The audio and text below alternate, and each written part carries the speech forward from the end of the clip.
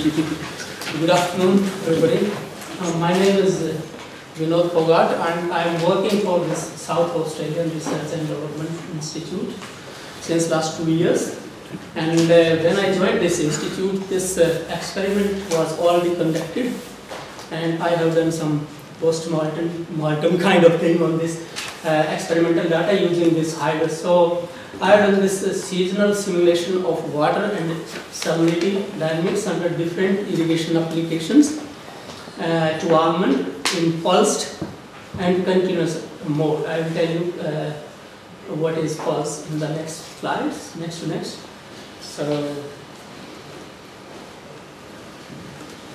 So this is my association with Hydrus. So today I am presenting some of my results already published in the other 3 papers. So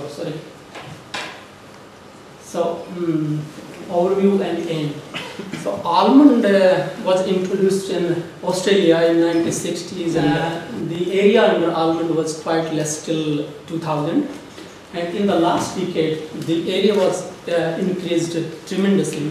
It was 4,000 in 2000, and in 2010 it increased to 30,000. So almond is a very fast-growing horticulture industry in Australia, and 90% of the plantation are under drip irrigation. So we are ahead of Israel in almond. So in this, I have used this Hydrus to know whether the drip is an efficient method of irrigation or not. So because we are applying and we don't know how much is going out of the system. So this was the first aim, and second was how much is the drainage that is going out of the system. And I also used this model to know the impact of water stress and pulsing of irrigation. Pulsing means 1 hour irrigation and 1 hour off. 1 hour irrigation and 1 hour off. So in pulsing, the one irrigation event is completed, double the time of the continuous irrigation if we have same discharge rate. So what's the impact of this pulsing?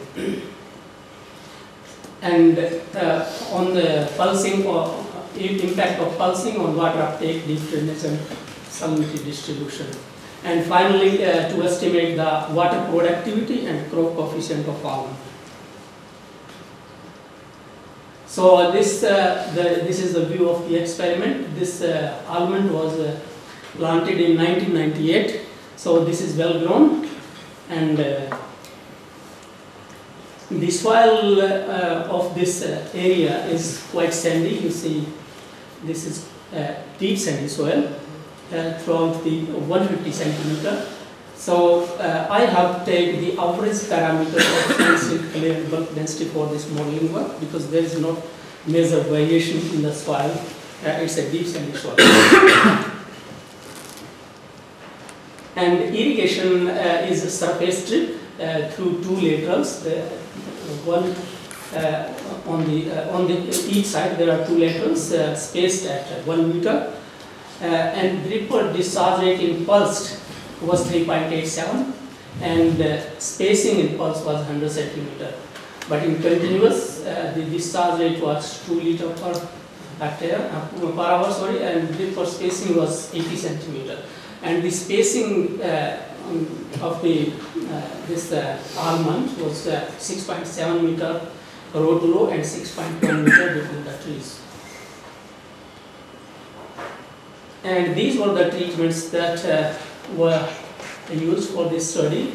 SDIP means sustained deficit irrigation in pulsing. Sustained deficit irrigation means when you are applying stress continuously for the season.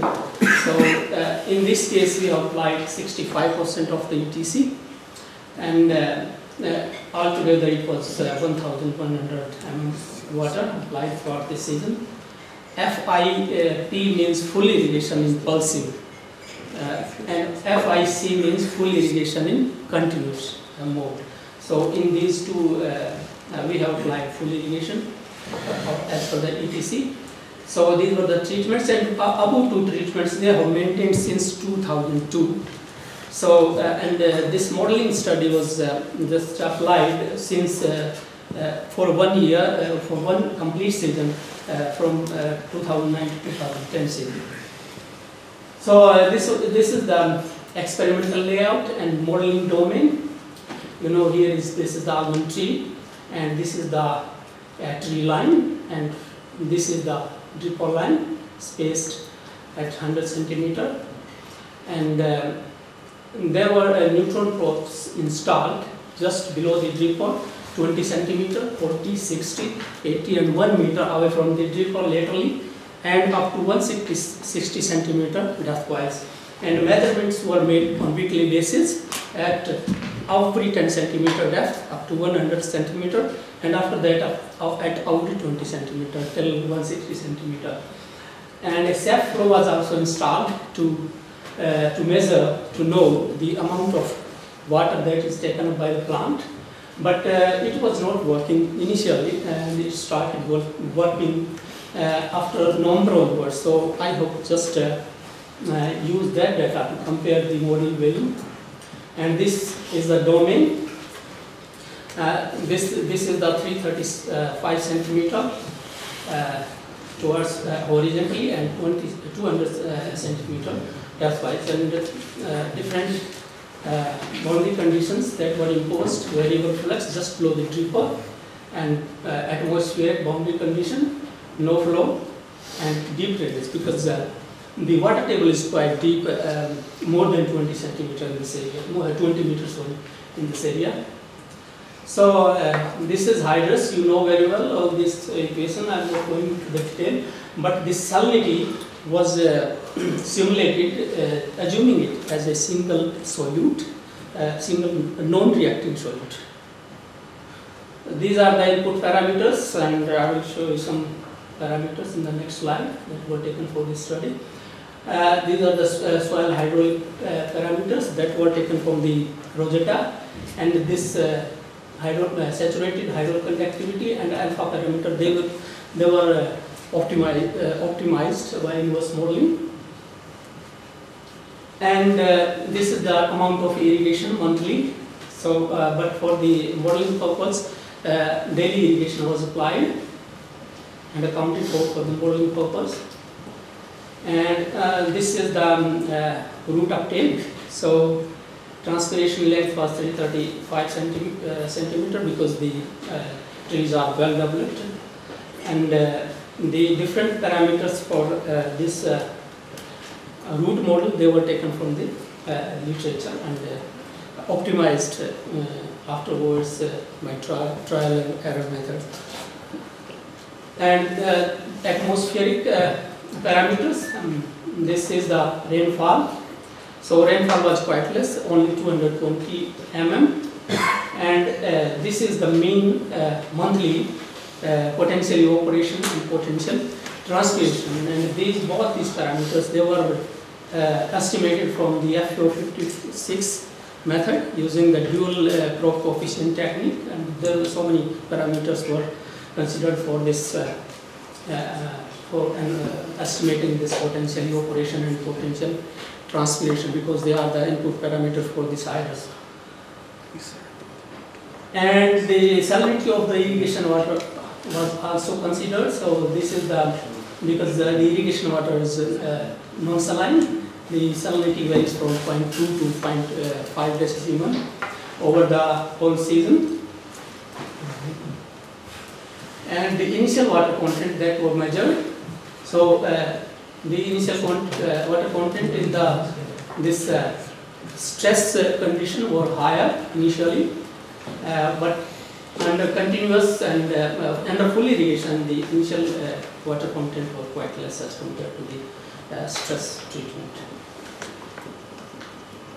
And these are the results after running this model for a season, means 316 days, starting from August 2009 till May 2010. And this is the comparison, weekly comparison of the moisture content that was measured and simulated. And DOI is the days of the year, so it was when it was started. So if you see, and this comparison is at 20 centimeter lateral distance from the dripper in stress treatment, and this is under full irrigation and in continuous mode, and this is just below the dripper. So you see this is a good matching. Somewhere it is not good. So for such type of simulation over a season, this I think it's a good simulation, I should say. But we have we have also calculated the root mean square error at every lateral distance and at every depth. So and this box plot was prepared for all these three treatments. So if you see the variation, the root mean square varies from 0.01 to 0.06, and in full irrigation pulsing it was slightly less, and in continuous it was further less. And if you see the quartile range, so this falls within this 0.025 to 0.04 region. So this type of variation you will also find when you measure the water content under field condition with neutron probe. So model is perfectly working well for this simulation of the moisture content over the whole season. And this figure shows the comparison between the sap flow, water uptake, and simulated values from 25th November onwards till May.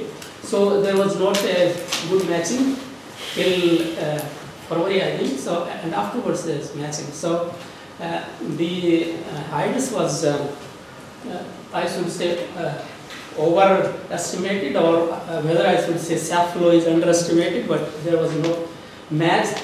And when I see this data of this input during this season, that is the irrigation, that was 794 mm, and the uptake was only 393 mm, and this treatment was stress when 35% less water was applied, so it seems quite less. So and in the same situation was in the full irrigation. This much of water was applied, and Sap Flow just told that only 492 mm water was taken up by the plants. And because this was the slightly mismatching, and this was 25%, and in other case it was about 30%. So I contacted the Steve Green, who developed this Sap Flow, and sent this data. And I asked him what is the reason, because if you see the condition in the soil is quite dry during this season. Only moisture content varies between 0.06 to 0.09. So where this water, the extra water, where it is going. So then he told me that there was a problem with this Sap Flow. And what was the problem? Because Sap Flow is also a model, and it is based on this equation, Marshall equation, of the two-dimensional movement of the heat flow. So this Sap Flow measures the heat flow within the stem, and these were the reason why the Sap Flow underestimated the water movement, plant water uptake. Thermal properties of the sapwood and sensor, they were not analyzed, and we were not knowing about, taken from the literature. Width of wounding, when we insert this Sap Flow and heat probe and the reference probe within the plant system, they just create injury around there. So that also affect the heat movement and also the sap movement within the plant system. So we were not knowing about this, and one of the main reasons why Sap Flow they are not working well, maybe because stored water within the plant, it interferes with the movement, because there is always not the movement from ground to upwards. There are some during the day there are some time when water is moving from upper part to the lower part as well. And xylem cross-sectional area was responsible for sap flow, varies with time. This is the xylem from where the water moves. And this varies with time. This was not measured. So these were the reasons that sap flow underestimated the water uptake by this plant. I have done this simulation of the salinity, but we were not having the ElNesr values, so I couldn't compare the values. But if you see the salinity, because the salinity in the irrigation water was quite less, they were good quality. So the development of salinity over the time, it is quite less, and this is the threshold value for the almond, because its almond is quite sensitive. So only in the stress condition for a limited time, this salinity goes beyond this limit. And this is the model water uptake in all these three treatments. And if you see in the stress condition, there was uptake was slightly less, maybe 13 to 14%. But if you see these deep drainage in full irrigation, it was quite high as compared to stress condition. And the amount of water, extra water, that is about 500 mm excess of this stress, this was going to the deep drainage. More than 50% is counted for deep drainage. So some we just came that this is the better option. And if you compare this pulsed and continuous under full irrigation, there is not major difference. If you see in the root water uptake, there was slight variation. So pulsing is not helping water uptake. This is the main conclusion of the pulsing. So it's not going to help you. In maybe a single irrigation event may have some lateral moisture distribution higher in pulsing, but overall, if you see for a long-term basis, this pulsing is not going to have produce similar results. And this is the monthly water uptake. During the mid-season of the crop, there were higher uptake in full irrigation. Otherwise, there was almost same plant uptake. And this is the monthly drainage. If you see in the stress conditions, sustained deficit irrigation, there was quite high drainage during initial move, because what the farmers they do at the start of the new season, they irrigate for one month irrespective of the ETC. Huge amount of water is added, and the idea is to just pulse out the salt before the start of the new season. So that's why this drainage is quite high under stress, and the initial moisture content were quite high. So that's why this drainage is higher. And if you see during this mid period, there was no drainage and stress. And if you see the full irrigation, there was quite low. And this is the problem, because almond is harvested in February, in late January, in February, and after that, this application is something that is some much more higher than the schedule. And we have also, just I'm coming here. This is the irrigation water product we have calculated for these two treatments, stress, and this is higher under stress. Obviously, less water is applied, and the yield difference is quite less. And we have also estimated the crop coefficient, because all the crop coefficients you will find in the literature, they were developed by or developed at some temperate region or in the US, California Valley. So we have developed this crop coefficient based on the plant water uptake monthly basis, and these are matching with other studies that was done over in Australia. So I'm concluding. So Hydrus has predicted the dynamics in water and salinity under almond very well, and root water uptake under stress condition was quite high, 68%, but in full irrigation it was about 51 to 54% only. Leaching fraction in stress was only 14%, but in full irrigation it was 25%. It was quite high under drip if you consider drip irrigation. And water productivity increased by 31% under deficit than full irrigation. High deep drainage was occurred during July, August, and then February, March, and April. And here we need to reschedule our irrigation for the almond. And model prediction help in estimating monthly growth coefficient and fine-tuning irrigation schedule of the almond.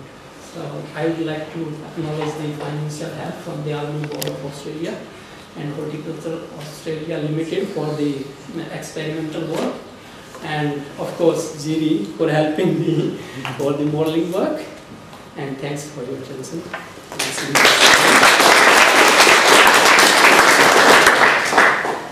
Yes.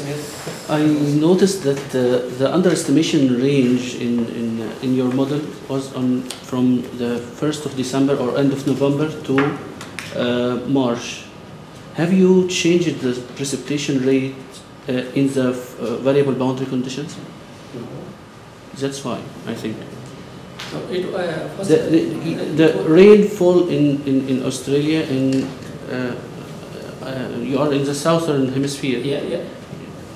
In our summer. Yes. Yes. Yeah, we have summer in December and January. Hot weather condition. Yes. Yes. So I think the simulation is high because you put 220 millimeters water with no precipitation. This is fixed in your simulation. But in what you want to say, I couldn't get it. Maybe we can discuss. Yeah, you have also. I wonder if you go first to the first slide.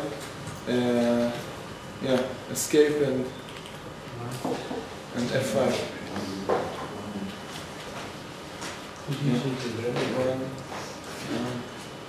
And the setup of the system, yeah? Yeah. So you have two-dimensional simulations. Yeah. But actually, in reality, the reality is three-dimensional, yes? Yeah. And you have, but you're doing a line source, yes? Yeah. Simulation. Yeah. And the drippers are what? 100 centimeters from each other. Yeah. I mean, can you comment on when can you? This is distance is a large distance, but on the field, when we see on the field situation, it was just like line source. It was showing that moisture is distributed in the line. So that's why we have considered this. Okay. Yeah, I was curious. You have two drip lines, right? One on each side of the tree. Yeah. Have you tried alternative irrigation with the lines and perhaps look at so where you use only one line and you leave the other line without water, and then you switch it. A lot of people now use that this compensated uptake, which is a little bit like deficit irrigation, I guess, but in Florida, I know they use this a lot on citrus, and it really saves a lot of water without affecting the yield too much. Have you guys looked at that? Yeah, I can try that one in the future. It would be interesting, I think. Yeah. You're not familiar with I can comment on this. Yeah, thanks. We did it, and there was no any effect on water uptake. That's what we saw. I think that the reason that the drip irrigation is already have this compensated uptake when you have a lot of fruits near the drippers and far you don't have, and you have this embedded in the system already, so you don't need more, to extend it more. It's already there. Did you also look at tree crops like this? Yeah, tree crops, we did alternating and we didn't find any better water use efficiency. As compared to what? As compared to full or as compared to one line, yes. As compared to one line with deficit and with no deficit. And I think that the reason is that it's already there in drip irrigation when you have this compensated uptake, and the root distribution is adjusted with the dripper and the water distribution. So Did you include the compensated uptake or just regular? Just regular. One final question. Yeah, I was wondering about your transpiration. And you argued that the measurements with the Sap Flow measurements might underestimate the real transpiration. But wouldn't it be possible that it's the opposite, that you overestimate the transpiration in the simulation? No, it was not there, because if you see the amount of water, if that is going into goes into the system, then the moisture distribution will certainly rise, and they would not match with the measured values. They would have been quite high. So because I have just shown you that what was the problem with the Sap Flow. If you take into account all these things, then Sap Flow is good as the technique. Because we had a problem with the Sap Flow, as I told in my presentation as well. So there were some problems with that. So because Steve Green, who developed this technique, he has also accepted that there were problems. So that's why Sap Flow underestimated. Okay, so we have to move on to the next presentation. Thank you very much. Thanks a lot.